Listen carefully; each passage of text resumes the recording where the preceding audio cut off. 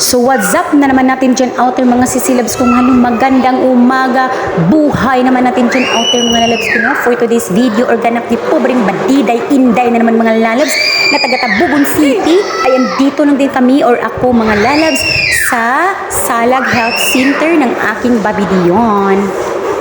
At andito nga lang din kami dahil nga nagmi-meeting kanina sa malapit na naman na pasukan mga lalabs kong mahal. At pagkatapos ay meron lang din kaming mga pinirmahan o finilapan na mga form lang din mga lalabs.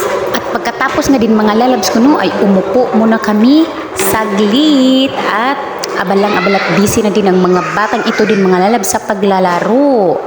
At parang ginawa na nga din nilang playground ang kanilang school mga lalabs ba. At selfie muna ako dyan mga lalabs, padaan mo na din saglit.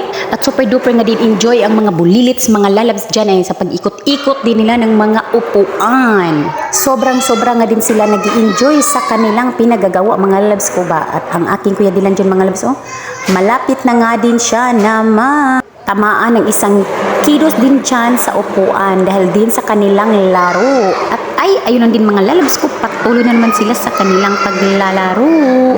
At miga love shoutout nga lang din sa naka-pink dyan. Yan ang kanilang guro na si Shirley Min Joy. Hello ma'am. At salamat nga din sa panonood mga labs ko no, babush!